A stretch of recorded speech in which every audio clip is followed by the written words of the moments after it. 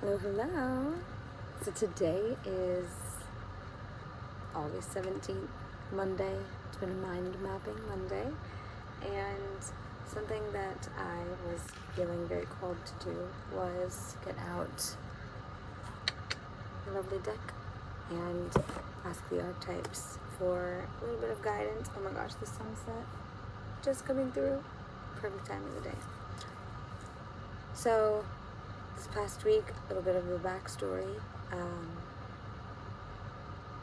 I was really journeying through some things. And it was the end of the Lion's Gate. It was the new moon, the solar eclipse.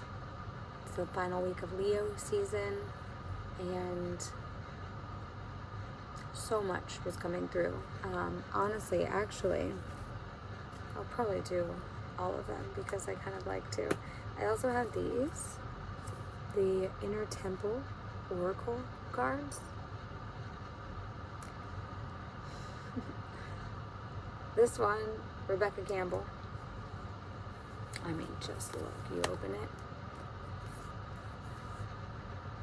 Was this my one from last time, or that's the backdrop? You can like put your cards in there. It's really amazing. And then the booklet, which is our guide, and the cards. Now I have not drawn one from here in a while. It's been a bit. But I feel like the Lion's Gate was really something that I was journeying through. I mean, that really.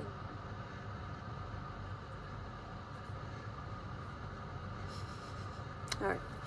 So, with that in mind, so we're going to journey through. Let's see. I'm going to shuffle them a little bit. The reason I am calling in guides and archetypes to reveal where I am and where I'm going is to just get a little bit of a map. And something that was just really floating around is the pursuit of happiness and being the orchestrator and the composer of our lives, and to what capacity we do have capabilities to guide and direct our lives in the ways that we want it to go by choosing certain thoughts, acting in certain ways. Ooh, the word acting kind of came into play, like there's like a role or like a character that we're playing. I mean, it's just like, it's the game of life.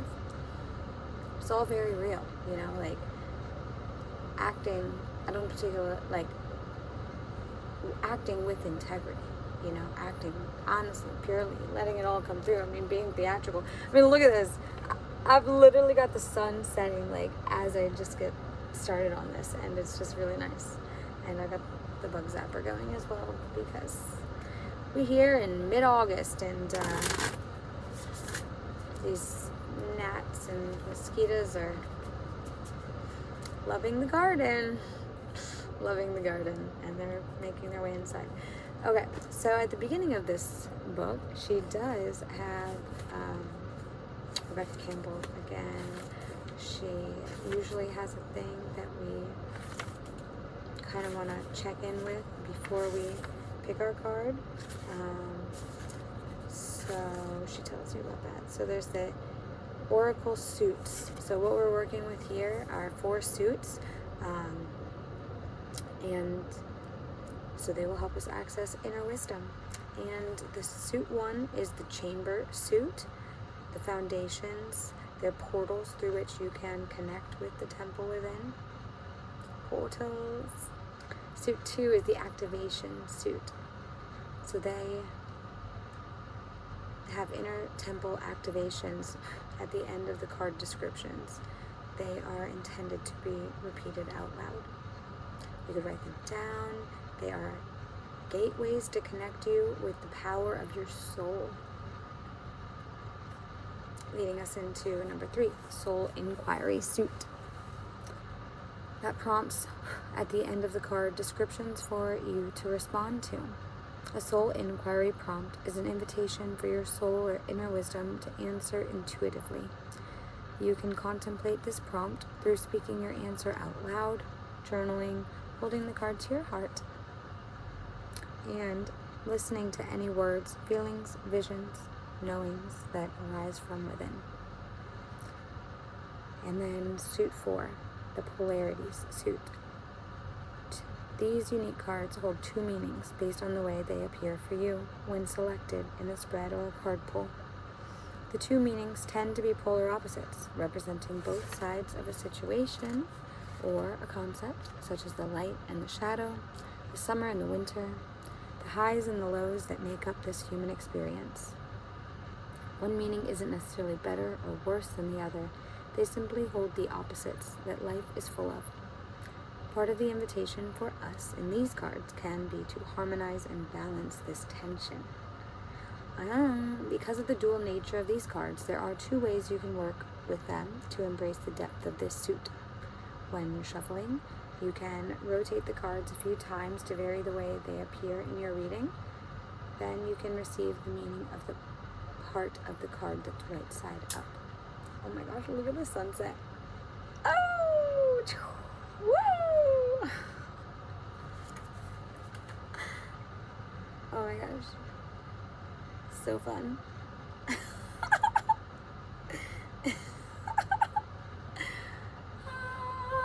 Oh my gosh, I'm so happy. Here comes the sun. Na, na, na, na. Alright, and then, so we'll keep the cards as they are. We're going to choose. Woo! Okay. So now that we've got a little bit of an awareness and intention and reminder, I mean, you know, that's everything.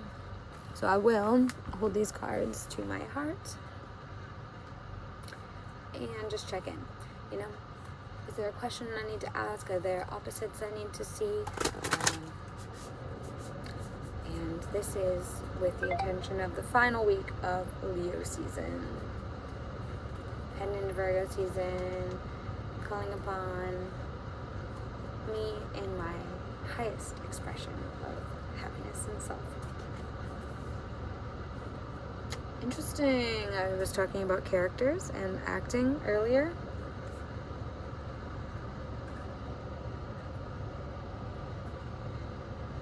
The masks we wear.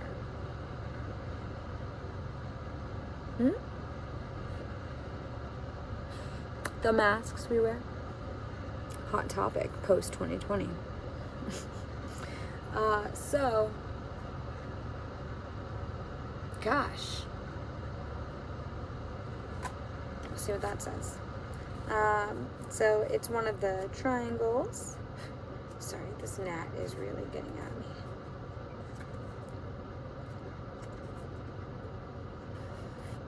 Woo! Enjoy this lovely literature and beautiful.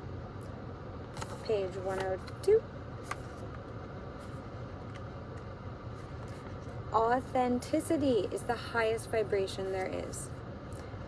Being around someone who is authentic, who knows who they are, and whose inner self matches what we see and hear is so liberating. That's what integrity and authenticity. I'll write that down. Their truth activates something within us too. That is something that is very important, and certainly do try to do that. Many of us have been taught to wear masks, but when we wear a mask, this takes a toll on our body and soul. When we wear a mask, we abandon our true, authentic self, and this can be sensed too by those around us. Some wear a mask because they don't know who they are, while others do so because they're trying to be whoever the world wants them to be, which essentially means abandoning themselves to stop others from abandoning them. But in reality, it will hurt 10 times more if we abandon ourselves by being who we think others want us to be, and we're still not received, despite the weight of that mask.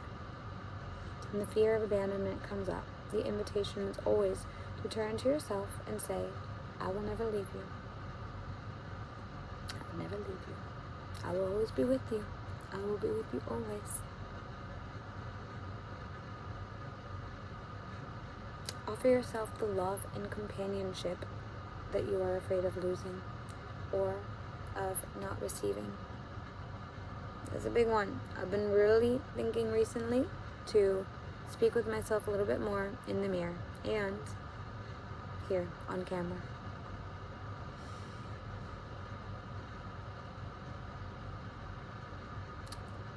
Let's see.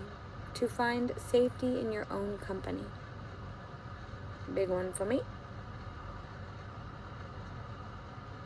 To find love in your own presence. To gather up the courage to be who you truly are, and to take off the mask and stand tall in your authenticity. Oh, that is nice. That is nice. So, the questions here, the invitations to ask. These are why I like these cards. Gives me something to think about. I don't know. How is this relevant? How are you trying to fit in? Trying to fit into my tribe, you know? What mask am I wearing? I'll have to think on that. And how can you embrace more of your authentic self? How can we embrace more of our authentic self?